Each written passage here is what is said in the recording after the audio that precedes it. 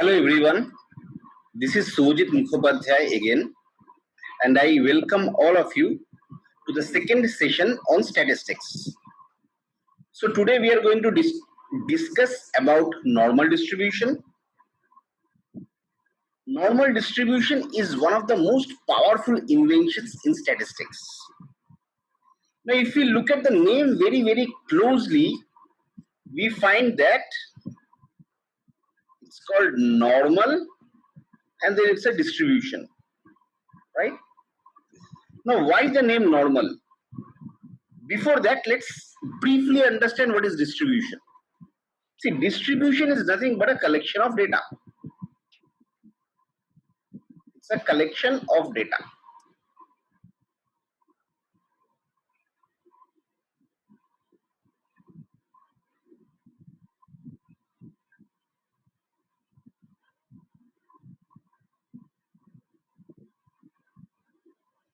Now, why normal?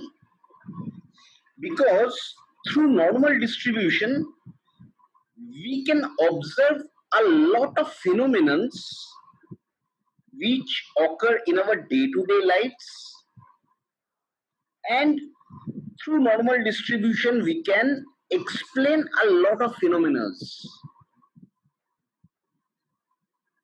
Like for example, if we think about say height of 30 students in a class.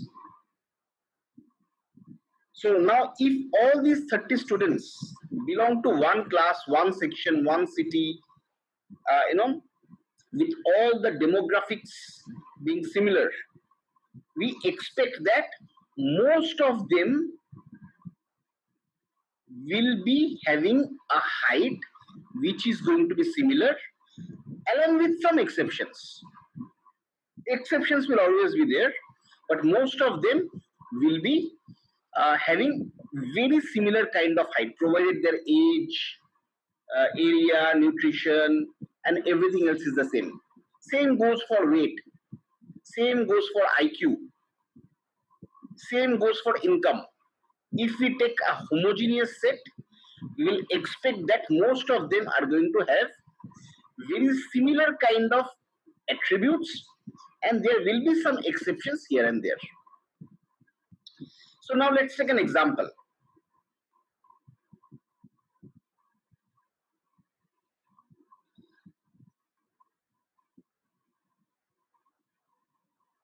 Suppose we have taken a class test and the scores are out of 5. So we have taken the scores of say 28 students, or actually for the sake of just a whole number, let's make it 30. Say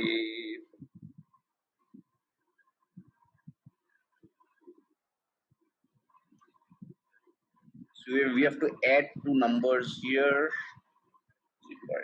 3.23 and 4.88. Perfect. Okay. So now we have taken the scores of 30 students in a class and we want to understand their ratings out of 5. So what we'll do is we'll just put it in a online graph generator and we'll see how the distribution looks like. So for that, what I have done is I have taken all these values and put it as comma separated values.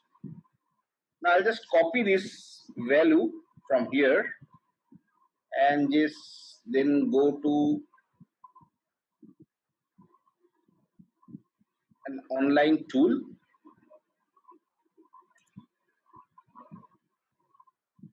and we'll just perform one test. Do not worry about calculate Shapiro-Wilkie, Cox and everything. So we'll discuss about that later.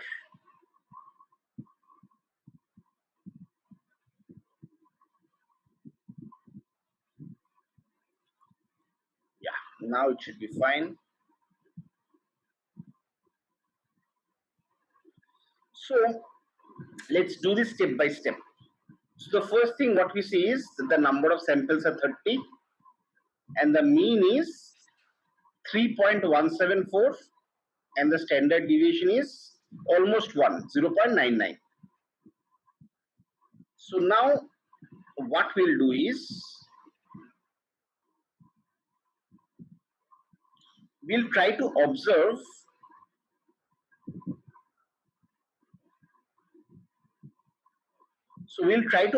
what kind of data have we got. So here the mean is, as we can see, 3.17 and we can see a lot of values are hovering around the mean. So mean is 3.17 and we can see a heavy distribution of data between mean. What we can also see is that if we take mean and one standard deviation, so the mean is 3.17 and one standard deviation is almost 1. So that means the range will be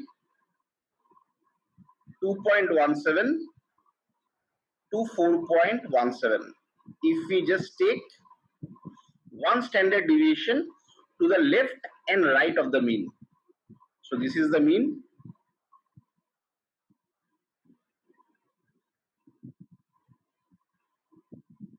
And standard deviation is 1. So if we look at this range, mean minus 1 and mean plus 1. So let's see how that looks like. So what we can see is that a lot of data are hovering between mean and one standard deviation. In fact, mean and one standard deviation will be somewhere around here.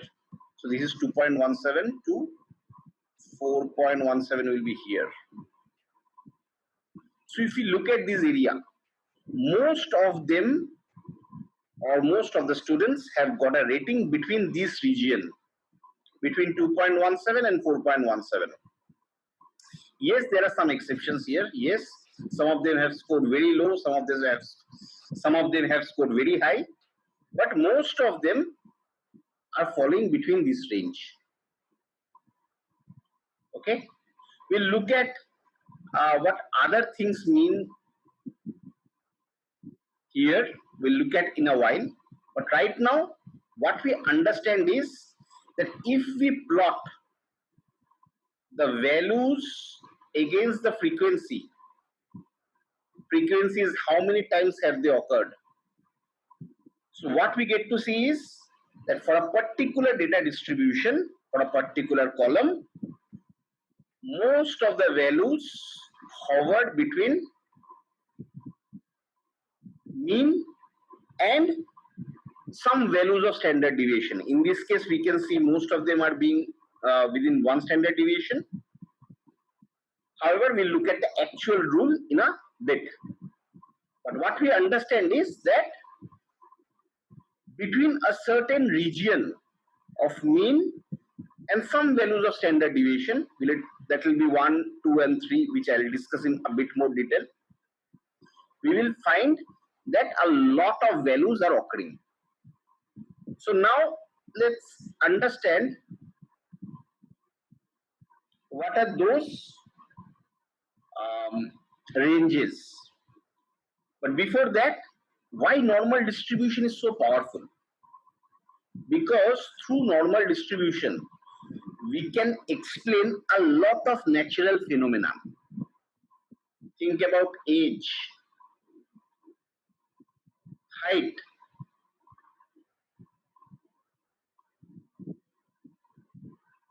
weight,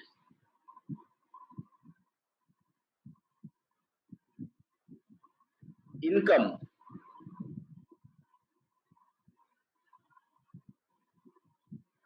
IQ, and so on. So a lot of natural phenomena can be explained through normal distribution. We will find that if we use normal distribution, rather if we analyze the data of these phenomena between a homogeneous set, you will find that most of them will follow a normal distribution. Now, how a normal distribution looks like on a high level, it looks something like this, where there is heavy concentration of data around the center and its suburbs. These suburbs will explain with standard deviation in a while. So between mean and some level of standard deviation, we'll find that most of the values are occurring. So what is the exact rule? So what normal distribution says, suppose this is a normal distribution. So as we have seen in the last class, suppose this is my midpoint or this is my mu. Say in this case my mu is 50 and my standard deviation is 5. So suppose if this is mu, if this is 50, so let's make it 50.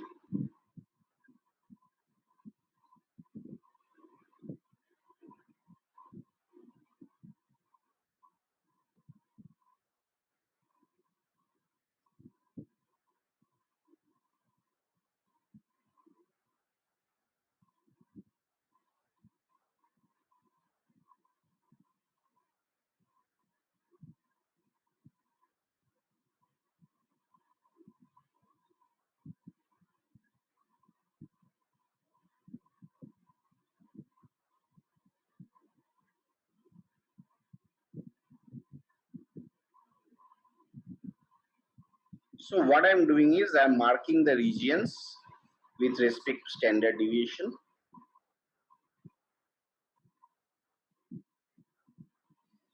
So if this is mean and this is my standard deviation, then this is 50, which is my mean, and then I have gone to 1 standard deviation, 2 standard deviation, 3 standard deviation on the right hand side of the mean, and then similarly 1 standard deviation, 2 standard deviation and 3 standard deviation on the left hand side of the mean. Now in order for a distribution to be called normal, the rule is that between mean and 1 standard deviation on both left and right side of the mean, we will have 34.1% of the data.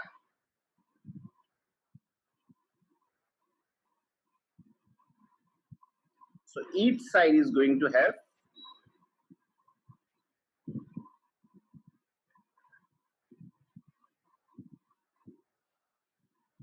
So each side is going to have 34.1% of the data. Now what that means? So if we can see that in this case, if this particular distribution is a normal distribution, we assume that this is a normal distribution, then if the mean is 50 and standard deviation is 5, then what we shall observe that if the distribution is normal, in that case between 50 and 55 you will observe 34.1% of the data. Similarly, between 45 and 50 will observe 34.1% of the data. Similarly, between 1 and 2 standard deviation, which is 40 to 45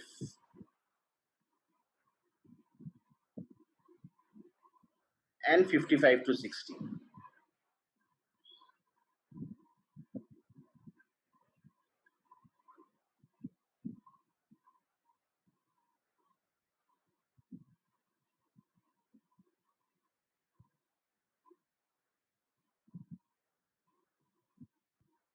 13.6 each.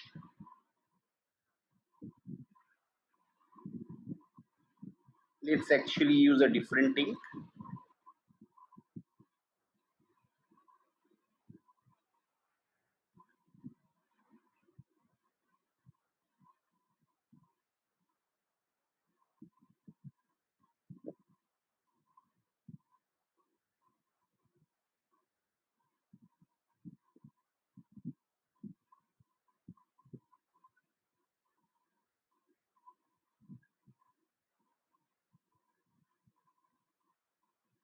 So between 1 and 2 standard deviation, so this is 3 sigma, this is 2 sigma, this is 1 sigma minus, this is my mean, this is 1 sigma, 2 sigma and 3 sigma. So now what we get to see is between 1 sigma and 2 sigma, we get around 13.6% of the data. Between mean and 1 sigma, we get 34.1% of the data, and also on the negative side. So now, if I have to look at, if I have to take all these and say, look at this particular range, which is mean plus minus 2 sigma, that is 40 to 60. Between this, if we add this up, we should get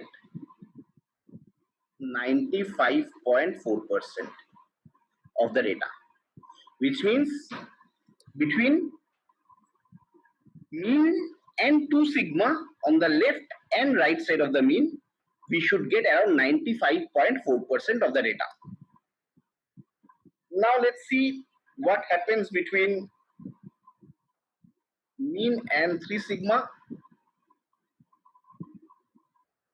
So before that, we'll look at what happens between 2 sigma and 3 sigma. This is 2.1%. This is 2.1%.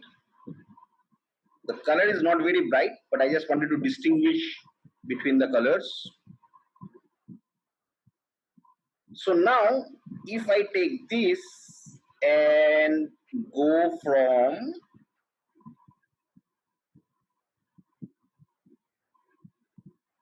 35 to 65, which is mean plus minus 3 sigma, will end up seeing 99.6% of the data. How do we get 99.6? We add this, add this, add this, add this, this, and this. So if you add 1, 2, 3, 4, 5, and 6. You add 1, 2, 3, 4, 5, 6. You should get 99.6% of the data. So what that means, that in a distribution which is normal, 99.6% of the data falls between mu and plus minus 3 sigma. Now what happens with the values which are outside this range? Very simple, we call it as an outlier, or in some cases we call them as extreme values. Generally we take between, we assume that any value falling between mean plus minus 2 sigma is normal. Outside that we call it as an outlier. Between 2 sigma and 3 sigma, we call them as outliers. Outside 3 sigma, extreme values. Extreme values are values which are even higher than outliers, right? So let's do a small exercise and understand How normal distribution works? One simple exercise will really help us. So what we'll do is, let's come here. Suppose uh, we take a problem where we are looking at how many runs Virat Kohli is going to score in the next match. So I ask you, hey, can you make a guess? Can you make a guess that how many runs Virat Kohli is going to score in the next match? You say, how do I know that? Okay, I will help you. I'll give you some hints. What is the hint? I'll tell you that his average is 60, his standard deviation is 5, and his scores follow a normal distribution. If his scores does not follow a normal distribution, then it becomes a different thing. But right now, we'll not bother about it.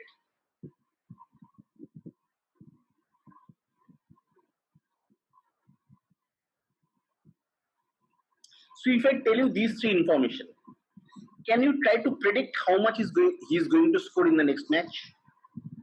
So let's try. So what we know is that between mean and plus minus 1 sigma, we get 34.1% of the data. Actually, I should say it should be actually 68.2 because 34.1 on one side. So on both the sides, it's 68.2. So between mean plus minus 1 sigma to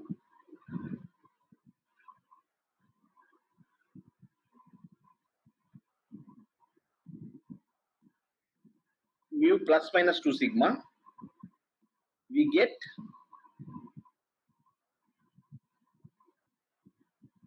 13.6 into 2, which is 27.2, and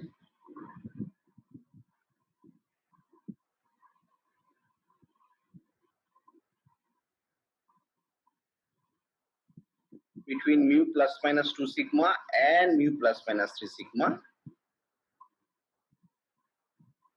we get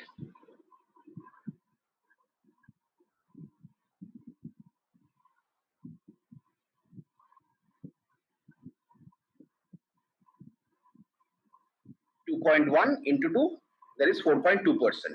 Now let's take these things and try to make a guess. So what we can say, I can say is that, okay, I am 34.1% confident that he will score between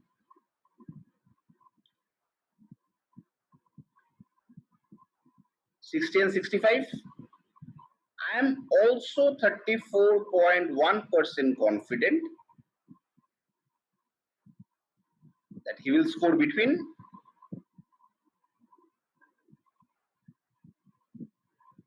55 and 60. So this is mu plus 1 sigma.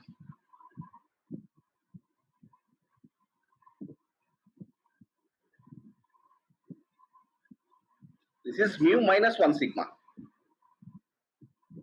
So mu minus 1 sigma and mu plus 1 sigma. If we take this range, we can see that we can predict his score with 34.1% confidence.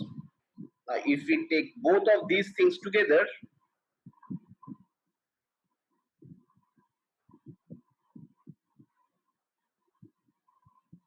and we look at this range, we can say that he will score between this range, and I am around 68.2% confident about it. So now we can see Just with these three information, how easily we can make predictions.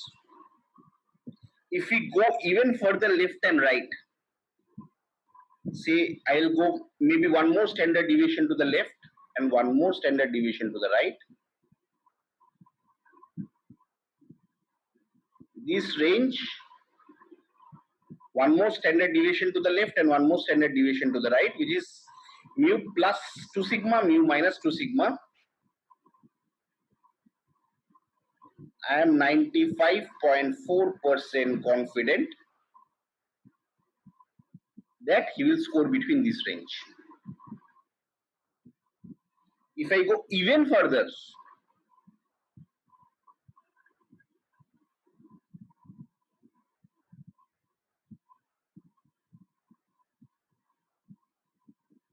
this becomes slightly clumsy.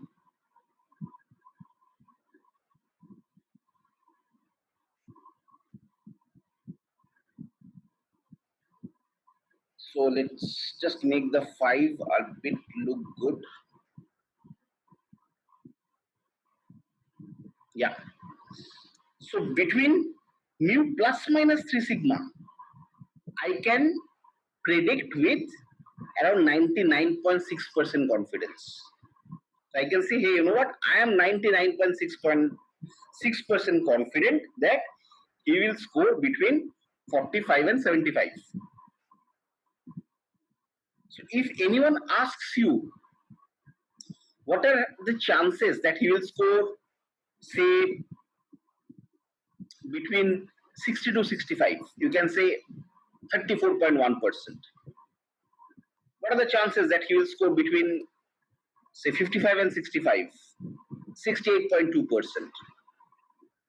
What are the chances that he will score greater than 50 or he will score at least a 50? We'll say 95.4% chance, provided he scores follow a normal distribution.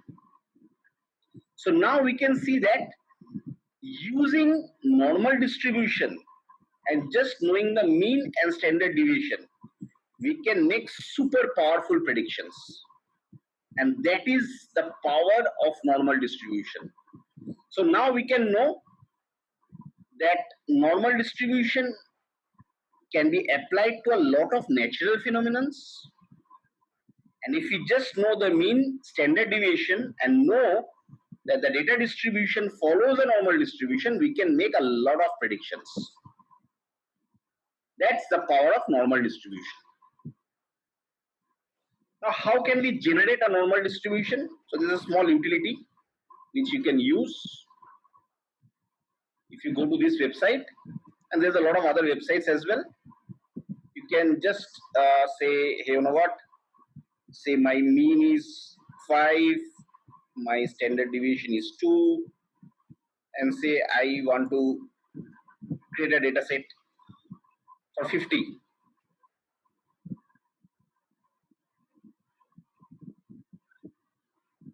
So now we can see that we have got a data set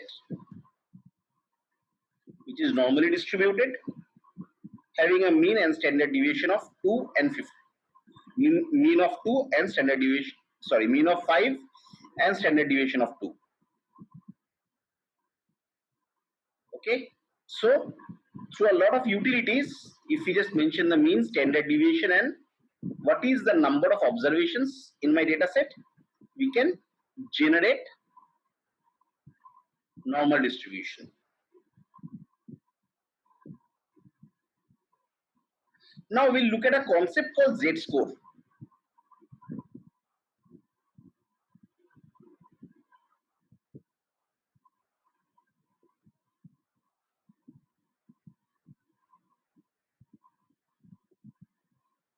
Now what is a Z-score? So Z-score is represented as a number which says how much standard deviation a particular point is away from the mean. Sounds very confusing, but it's not. It's very simple. I'll just show you in a moment. So suppose I have a distribution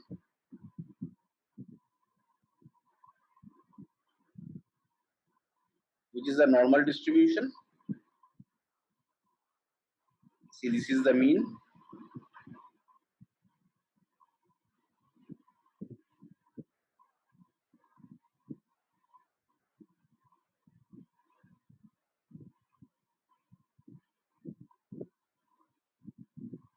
Suppose this is one standard deviation, two standard deviations. So suppose this is the mean is 60 and standard deviation is 5.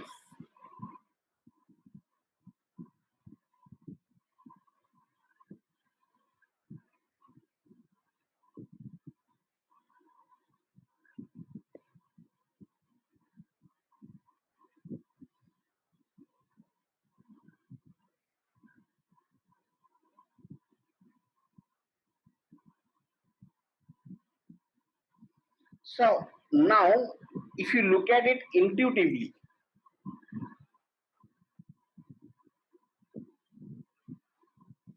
how many standard deviations is 65 away from 60? The answer is 1 if you look at it intuitively. Now let's calculate it mathematically. So as I said, z-score is how many standard deviation a particular data point is away from the mean. So the generic formula is x minus mu by sigma. So here,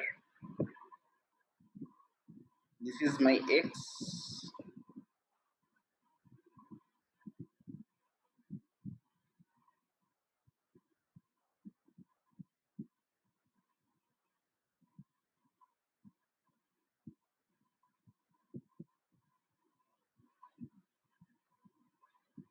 So now we can see that the z-score of 65 is 1. Because 65 minus the mean, which is 60, divided by standard deviation is 5, and we get 1. So now suppose we want to calculate the z-score of, say, this point.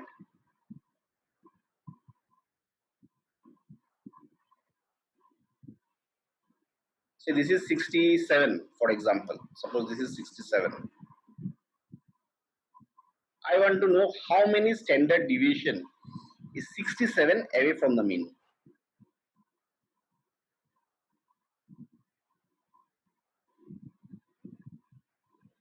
So this will be 67 minus 60 divided by 5. So 7 by 5 should be 1.4.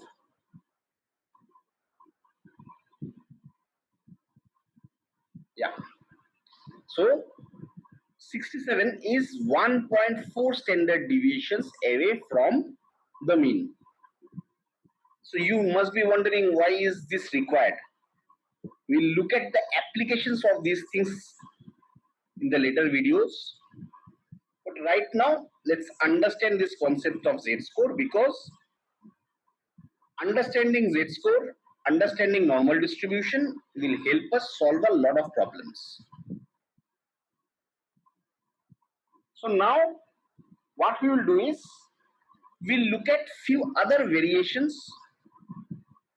We'll look at what is the right skew distribution, what is the left skew distribution, and we'll also look at how to convert a non-normal distribution into a normal distribution. Before that, so far you have looked at the normal distribution. Now this normal distribution is also called, yes, you guessed it right, the famous bell curve.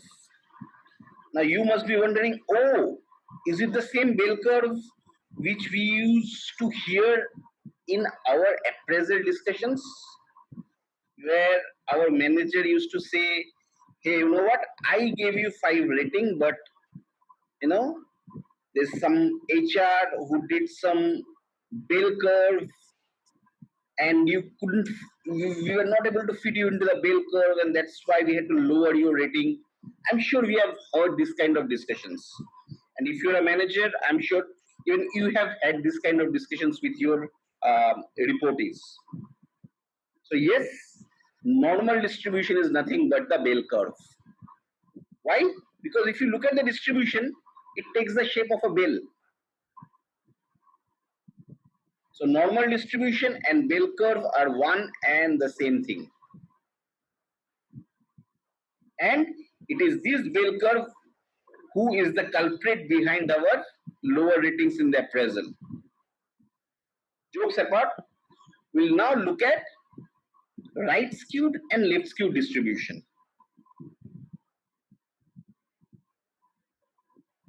So first we'll look at a right skewed distribution. So a right skewed distribution looks something like this.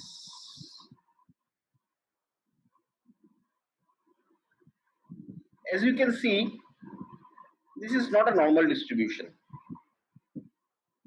This is a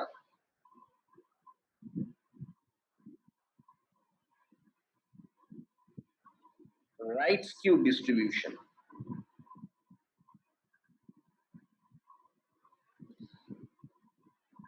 And we'll look at another distribution.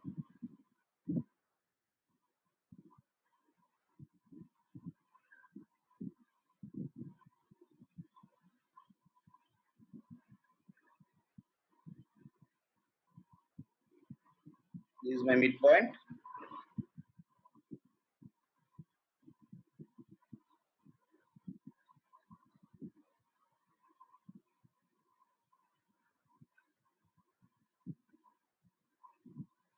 So this is the left skewed distribution. What that means?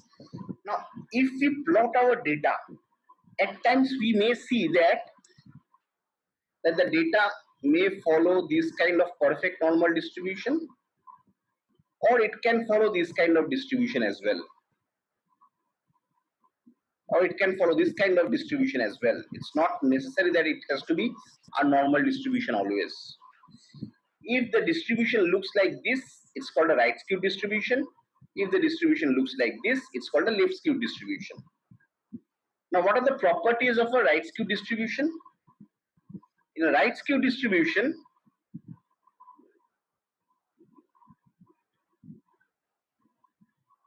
the mean is always greater than the median.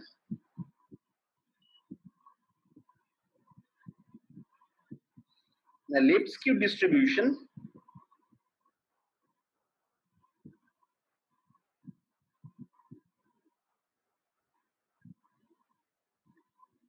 the median is greater than the mean.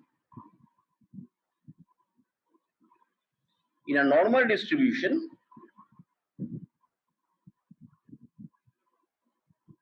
the mean and the median will almost be equal. It's not 100% equal, but it's like almost equal.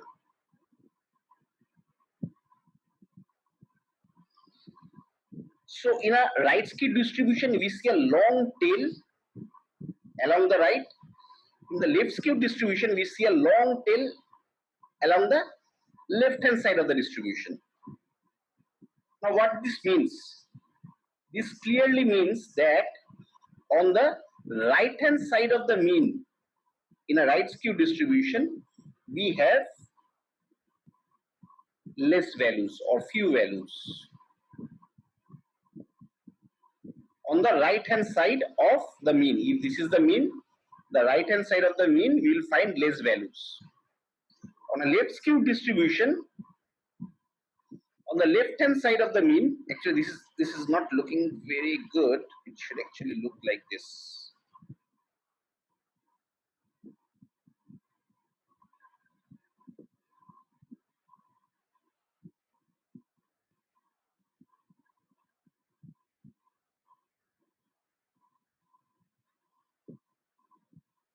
So on the left hand side of the distribution for mean, we'll have less values when it comes to a left skewed distribution. My left skewed distribution is not looking very good, but let me just try to make it look good.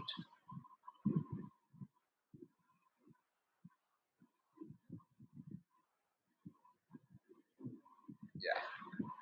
So we'll have less values on the left hand side of the left skewed distribution. How do you remember what is right skewed, what is left skewed?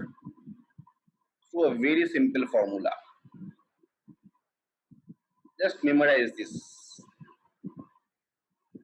Skew is few, which means the side of the mean where we have less values, we call that distribution accordingly. So in this distribution, we have few values on the right side of the mean. So going by this formula, we call it as a right skewed distribution. Here, we have less values on the left hand side of the mean. So going by this formula of skew is few, we call this as a left skewed distribution. Now let's look at some of the properties of a right skewed and the left skewed distribution.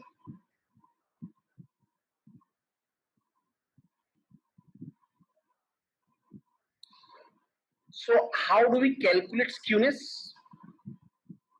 So we can calculate skewness by taking the mean of the distribution, then subtracting each observation from the mean, then taking it to the power of cube, summing them up, divided by n is the total number of observations and sigma is the standard deviation.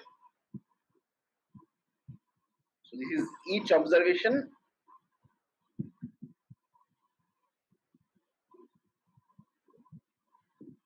This is the mean.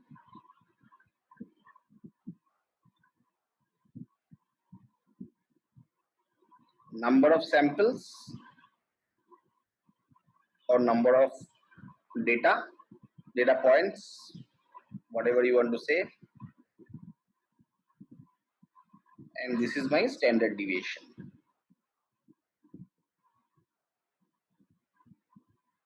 So using this formula, we can calculate skewness. If the skewness is negative, we call it as a left skewed distribution. If the skewness comes to be positive, we call it as a right skewed distribution. If the skewness is closer to 0, that's a normal distribution. So now we'll just look at it. So I have few data sets here. This is the first data set.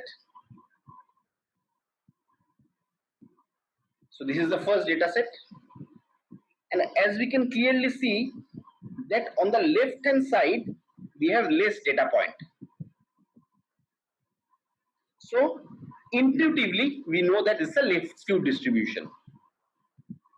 So now we'll calculate skewness. How? We'll take each observation. So if you just look at what I have done, I've calculated the mean. Then from each observation, I've subtracted the mean, and then I have taken the cube of it. So which is basically I'm calculating the numerator part for all the observations.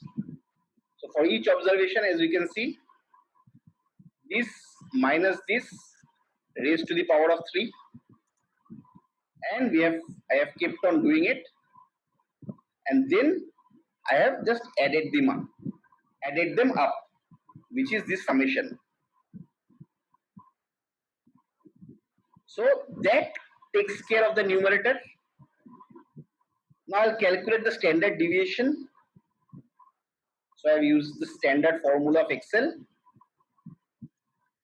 and I've calculated the standard deviation. Now I'll calculate the denominator. Denominator is n minus 1 into sigma cube. So n is the number of observations minus 1. So as you can see, this is n minus 1, and then I have taken the standard deviation and then raised it to the power of 3 and then multiplied both of them. So that gives me my denominator. Now my numerator by denominator gives me the skewness. And as we can see here, this is negatively skewed. And I had said that in a negative skewed distribution or a left skewed distribution. So left skewed distribution is also called a negatively skewed distribution. And the right skewed is called a positively skewed distribution. So in a negatively skewed distribution, I had said that the median is greater than the mean. So let's look at it. So median is greater than the mean. Similarly, if you look at these data points, there are fewer data on the right. So if we do the same calculation, we find a positive skewness. And here, mean is greater than median, which I had said for a right skewed distribution, mean greater than median, which we can clearly see here. Now the third one is a normal distribution, more or less normal. And in this case, we can get to see that the mean and median are close, number one, and the skewness is very, very close to 0. And just by the looks of it, it looks like a normal distribution. Now the point is, how do I actually say whether the distribution is normal or not? So this can be done using 3 techniques. Let's look at the first technique. This is a manual technique. So here, as you can see, I have weight of apples in grams. I have weights of apples in grams. Now I want to know if this is normally distributed or not.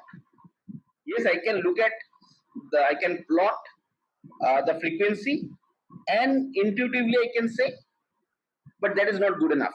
I have to mathematically prove it whether this is normally distributed or not. So let's take a crude manual method. It is not foolproof, but at least it will give you an idea. So here, what I have done is, I have taken all the entire data here and just sorted it in ascending order. After that, I have calculated the mean, as you can see, and the standard deviation. Now I have total 55 observations. So going by the range, you remember between 68.2%, we should, or rather between mean plus minus 1 standard deviation, we should get 68.2% observations. So in this case, I have taken mean minus 1 standard deviation and mean plus 1 standard deviation. That should contain 68% of the data, which means I expect around 37 observations or 37.5 observations between this range. In our case, we found that there are 32 such observations between 13.53 to 20.97. So 13.53 starts from here, and if we go to 20.97, that will be up to here. So we get around 35 observations.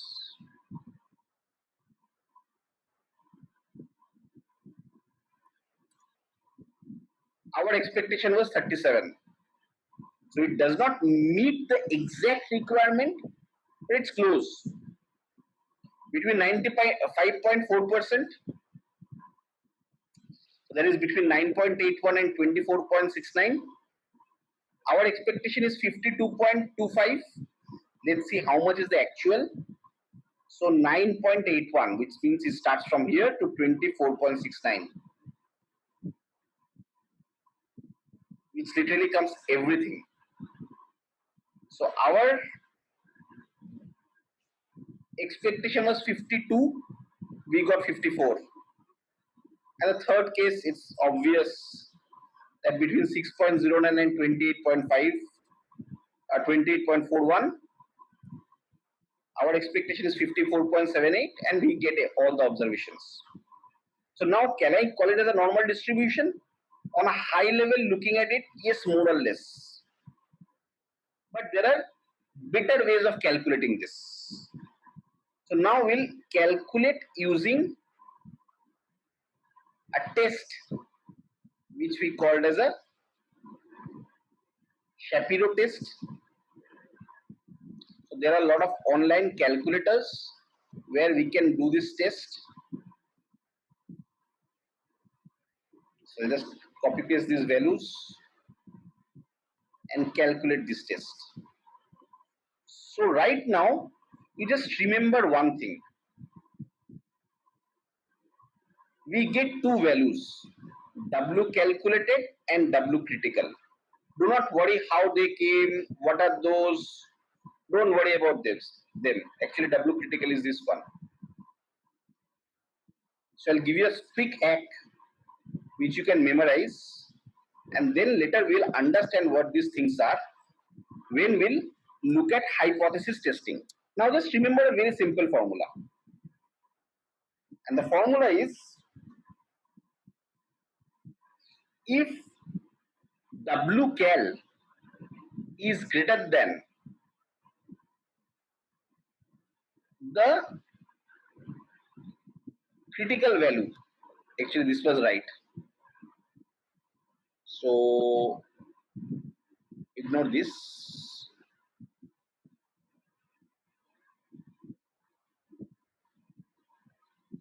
So if calculated value is greater than the critical value, then the distribution is normal.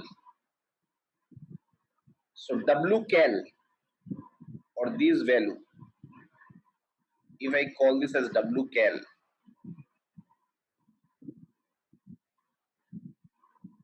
and if I call this as WCrit, right now just remember that if this value is greater than WCrit, then we can say that the distribution is normal. It's a normal distribution. How did they came? What is this p value and all this? Don't worry about it right now. We'll understand these things in bit more detail when we study hypothesis testing. But right now, just remember this simple hack. You just take your data, put it in any kind of calculator. There are a lot of online calculators, and if you are doing a Shapiro test, the thumb rule is, if WCal is greater than WCrit, calculated value is greater than the critical value, then we can call that the distribution is normal in nature. If that is not the case, then we say that it is not normal. If WCal is less than WCrit,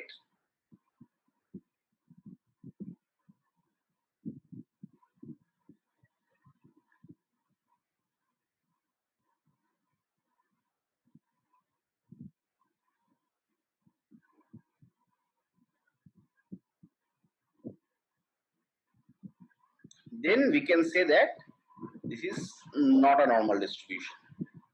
So just remember this hack for the time moment.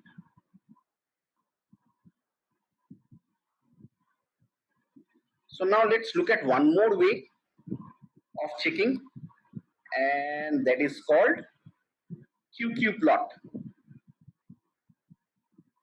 So a QQ plot basically looks something like this. A normal distribution, a QQ plot looks something like this. This is a QQ plot, and if the distribution is normal, most of these points will be very close to this red line. If that is the case, then we can call that the distribution is normal. Okay, here we can say, we can say that this is somewhat normal. It looks somewhat normal, not exactly, but somewhat normal. And then in order to be 100% sure, you can look at a Shapiro test. So now what we'll do is, we'll just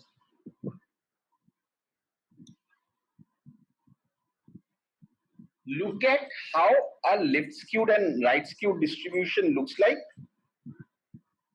how their QQ plot looks like, and we'll also look at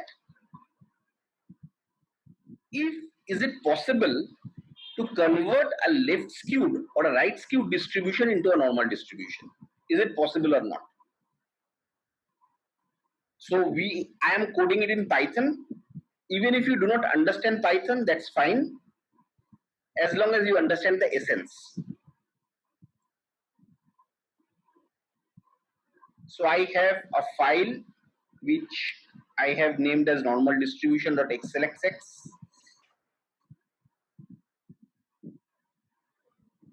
So here I have got 3 tabs which I have named as left skewed, right skewed, and normal. So I have parsed this left skewed here in a data frame. Similarly, I'll do it for a right skewed distribution and a normal distribution. Then I'll merge them and put it in a single data frame. So I have left skewed, right skewed, and normal distribution. Perfect. Now what I'll do is, I'll try to create a plot. So this is the code which we can use to draw a QQ plot. It will take the data frame and the variable. So for the left skewed data, I am passing the data frame and the variable, and let's see how the data looks like. As you can see, a lot of points are not really on the line, and even if you see here, we can see that in the left hand side there are less data. So you remember, skew is few. In the left side there are less data, and here also we can see that a lot of points are not on the line. Similarly, for the right skewed data, here we can see there are less data points on the right, and the same goes for the QQ plot. We can see that a lot of points are not on the line or not even close. What about the normal distribution? Here this is somewhat better. Most of these, apart from that, these 2-3 odd points here and there. So if I just ignore these 2 and these points, we can see most of the points are very, very close to the line.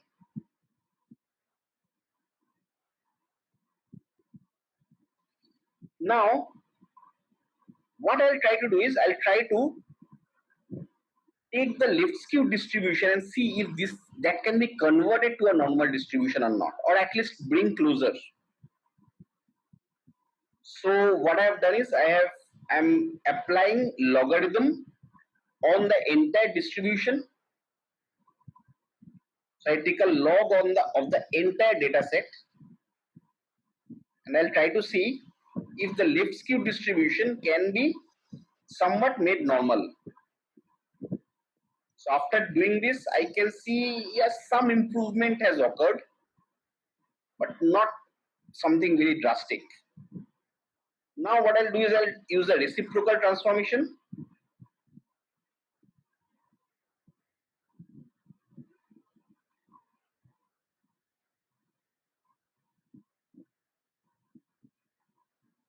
So now what I'll do is, I'll use a reciprocal transformation, and the reciprocal transformation, what we'll get to see is that I do a 1 by all the observations. So if I do this, So I take each observation and I just make it 1 by that particular observation. It still does not look very good with reciprocal. Now what we can do is we can do a square root. So this is a square root transformation method.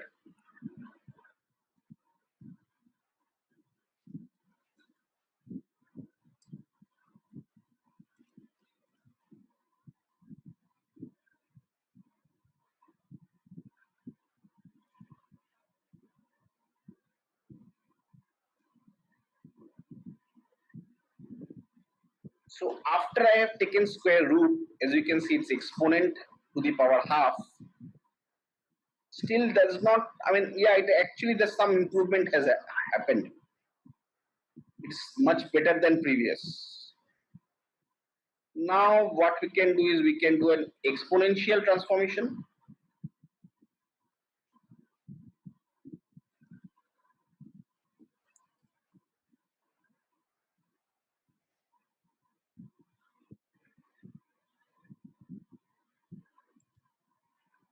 I can raise each observation to the power, to a high power.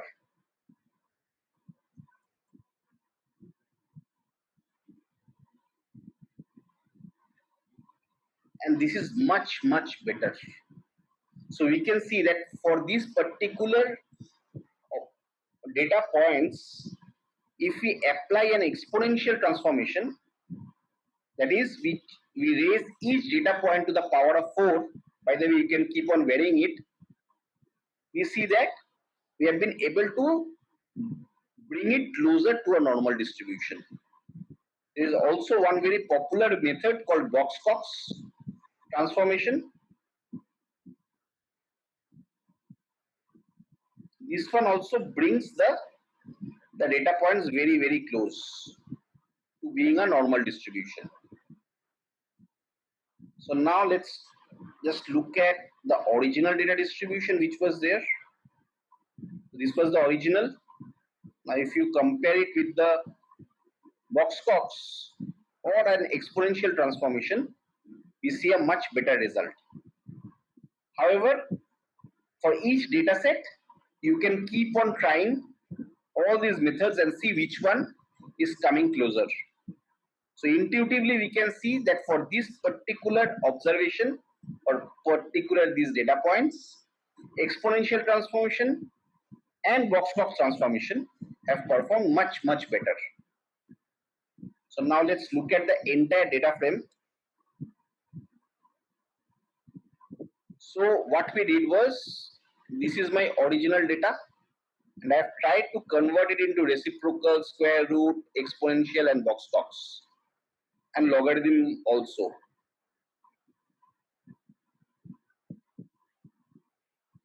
So we can see that we have tried to do all this stuff, and in reciprocal I have done this as like 1 by 7. Square root, I have taken square root of this, right? For exponential, this has been raised to the power of 4. And then box-Cox is a special transformation, which I am not going to the details of box-Cox as it's out of the scope for this particular video. But for your knowledge, you can just know that this is a very powerful way of converting a non-normal distribution into a normal distribution. So having said that, I think we covered a lot of ground with respect to normal distribution. We understood what is a normal distribution. We understood why the normal distribution is so powerful. We also understood, what is a normal distribution.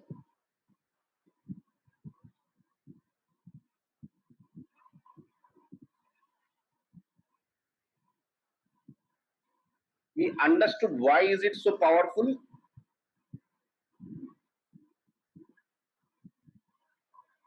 We looked at ways to generate normal distribution, some online tools.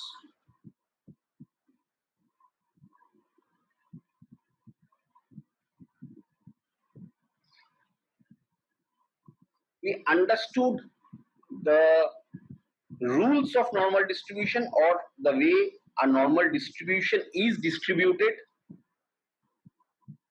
I can call it as rules of normal distribution.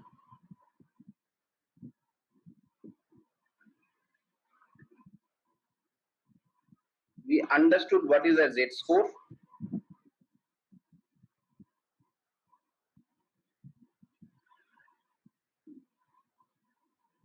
We understood the skewness.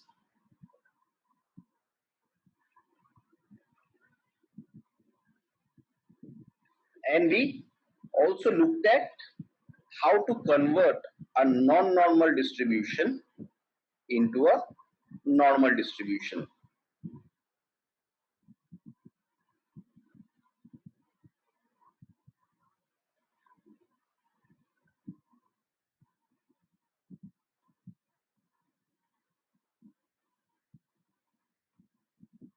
So does all the natural phenomena follow a normal distribution? Yes, most of them.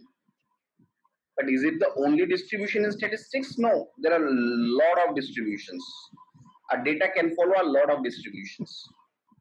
But most of the natural phenomena, we have seen that it follows normal distribution. If you think IQs, age, weight, height, any natural phenomena, most of them will see that this is close to a certain value of mean and standard deviation, and then there are some deviations, some exceptions here and there. So having said that, today we try to cover a lot of ground on normal distribution, and these information will come in very handy when we study subsequent topics. I have tried to simplify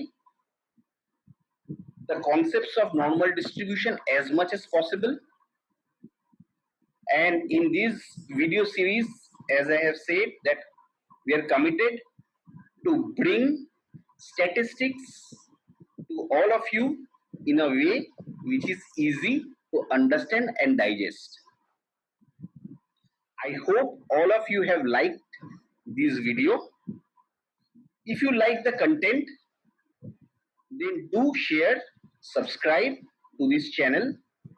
Let us know your feedback, your comments, and we deeply appreciate all your feedback and comments. If you want to enroll in the course, then do click on the link below. Till then, happy learning. To know more, follow and subscribe to upGrad.